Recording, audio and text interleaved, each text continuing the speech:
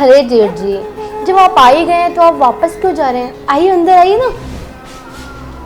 अरे नहीं, मैं छोटे से मिलने आया था। पूरा घर देख लिया, जागृत के दिख नहीं रहा है। कहाँ गया है वो? हाँ जेठ जी, वो कैसे दिखाई देंगे आपको? वो तो यहाँ है ही नहीं। एक्चुअली वो ना आज ऑफिस गए हुए हैं। क्या संडे के दिन भी ऑफिस? अरे आज कौन सा ऑफिस चालू रहता है? वही ना जेठ जी, देखिए हर टाइम उनको काम काम काम नजर आता है, बीवी तो नजर ही नहीं आती। खैर उनका ना क्लाइंट बाहर से आया है तो इम्पोर्टेंट मीटिंग थी, जाना पड़ा, इसलिए वो चले गए। वैसे आप तो इस कमरे में आज तक कभी आए ही नहीं है जेठ जी। अब चौखट पर आ ही गए हैं तो दो चार बातें कर लेते, आइए। अरे नहीं, मेरे पास इतना टाइम नहीं है कि तुमसे बातें करूँ। बहुत सारा काम पेंडिंग पड़ा है, वो पहले निपटा लेता हूँ, फिर जागृत आ जाएगा तो उससे बात कर लूँगा। पर जेठ जी मेरी बात तो सुनिए, सुनिए तो सही। अरे जेठ जी इतने भोले हैं ना, देखो कैसे शर्माते हुए चले गए, रुके भी नहीं मेरे पास।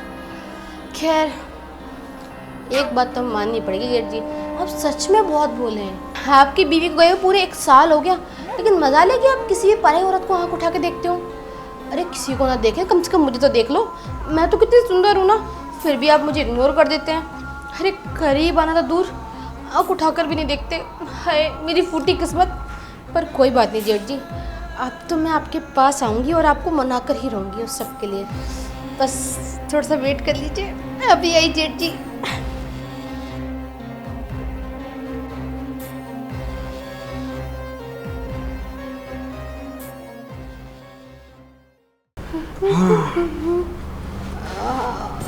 जेठ जी सॉरी। जेठ जी मैं क्या कह रही थी कि आप थक गए होंगे काम करते करते, आपके लिए चाय बना दूँ, कॉफ़ी या कुछ खाने के लिए?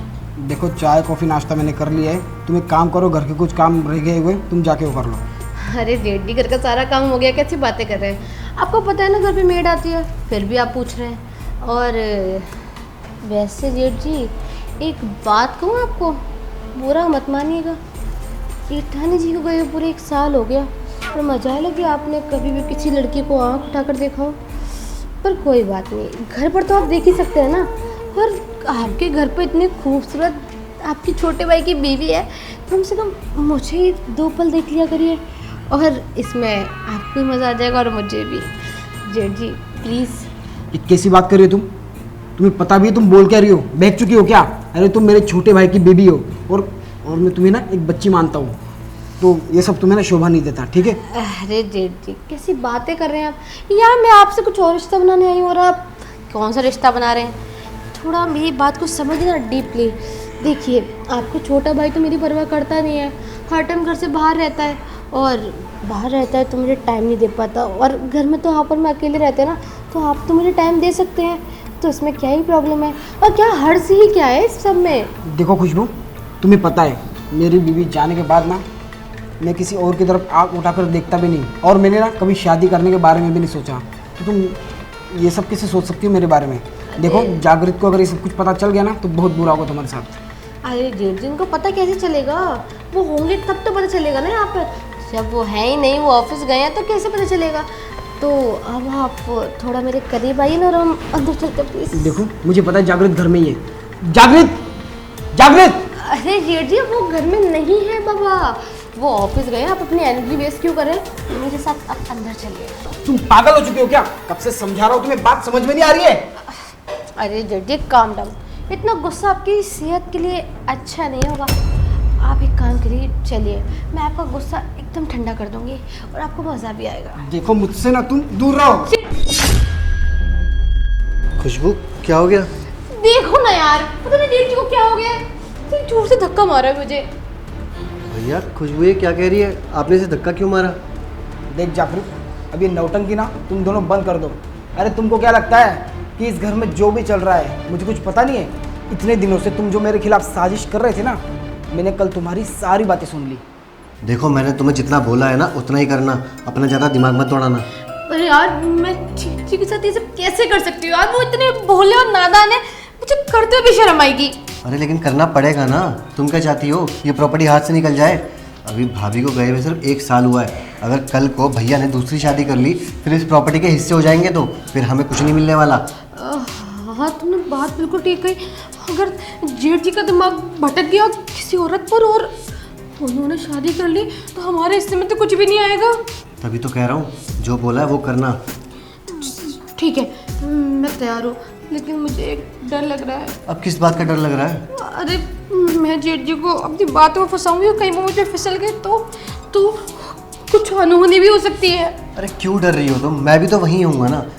जब तुम मेरे भाई के पास आओगी, उनके क्लोज में रहोगी, तब मैं गेट के पीछे से वीडियो रिकॉर्ड कर लूँगा और उसके बाद उसी वीडियो से उनको ब्लैकमेल करूँगा। तभी तो प्रॉपर्टी हमारे नाम होगी पूरी। हाँ, तुम्हारी बात तो बिल्कुल ठीक है। ठीक है, मैं तैयार हूँ, बस तुम टाइम से आ जाना। अरे आ जाऊँगा। आप चलें, करें स्टार्ट। चलो। अरे तुझे शर्म नहीं आई ये सब करते हुए? क्यों कर रहा था तू ये सब प्रॉपर्टी के लिए? अरे मुझसे हंस के एक बार मांग लेता तो मैं तुझे मना करता? बता, तेरी बचपन से लेके अब तक तेरी हर छोटी बड़ी ख्वाहिशों का मैंने ध्यान रखा है। अरे जब माँ बाप बचपन में गुजर गए थे ना, तो तब से लेके अब तक मैंने छोटे बच्चे की तरह पाला है तुझे, एक भाई समझ के नहीं। और तूने क्या किया?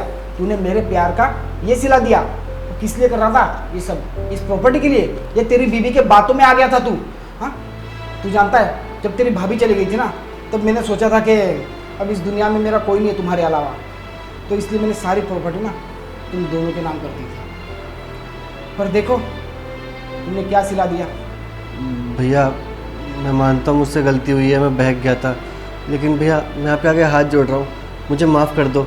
आज के बाद ना ऐसी गलती मैं कभी दोबारा नहीं करूँगा। खुशबू, भैया को बोलो ना। हाँ जेठ जी, आप प्लीज़ मुझे भी माफ़ कर दीजिए। हम आगे से कभी कुछ नहीं करेंगे जिससे आपको ठेस पहुँचे। अरे तुम तो बस ही करो, तुम्हें तो ना शर्म आनी चाहिए। अरे तुम मेरे भाई की बीवी हो, हाँ, छोटे भाई की बीवी हो तुम मेरी। बच्ची जैसे मानता था मैं तुम्हें, पर तुम क्या करने जा रही थी, वो भी मेरे साथ। छोड़ो, मैं भी किससे बकवास कर रहा हूँ। और हाँ, इतने दिनों से जो तुम मेहनत कर रहे थे ना इस प्रॉपर्टी के लिए, अभी तो तुम्हें खुश हो जाना चाहिए। ये प्रॉपर्टी तो तुम्हारे नाम ऑलरेडी कब से हो चुकी थी, वो भी इतनी आसानी से। कोई बात नहीं, मुझे लगा था कि मेरी बीवी के जाने के बाद मेरा अगर कोई सहारा है, मेरा अगर कोई अपना है, तो बस तुम दोनों हो। और आज तुमने साबित कर दिया, नहीं, तुम तो बस इस प्रॉपर्टी के लिए मुझे इस घर में रख रहे थे, है ना? तो तुम्हारी ये ख्वाहिश भी मैं पूरी कर देता हूँ। आज के बाद में तुम्हें कभी नजर नहीं आऊँगा। मैं ये घर भी हमेशा हमेशा के लिए छोड़ के चला जाऊँगा, ठीक है? नहीं भैया, जेठ जी, भैया। आप प्लीज़ घर मत छोड़ के जाइए। आप जाएंगे तो अच्छा थोड़ी लगता है। हम आपके साथ रहना चाहते हैं, आपके बिना नहीं। हम यही आपका घर है। अरे बस करिए, अभी फालतू का ड्रामा मत करिए, ठीक है? और हाँ, मेरे जाने के बाद अब समाज को और दुनिया वालों को बताते रहना कि इस प्रॉपर्टी के लिए तुमने बड़े भाई के साथ किस तरीके से बदसलूकी की। चाटते रहना इस प्रॉपर्टी को। भैया मेरी बात तो सुनो भैया एक बार। खुश हो? देखा, हो गया ना, चले गए ना भैया घर छोड़ के, सिर्फ तुम्हारी वजह से। मेरी वजह से? पागल हो गए। तुमने तो कहा था कि तुम्हें प्रॉपर्टी चाहिए, और तुमने बोला तभी तो मैंने एग्री किया, और तुम बोलो मैंने किया ये सब। तुम्हें तो पड़ी थी ना प्रॉपर्टी की, प्रॉपर्टी रखो प्रॉपर्टी। ये सब बाद में डिस्कस करते हैं, पहले जाके जेठ जी को रोकते, दिक्कत हो जाएगी।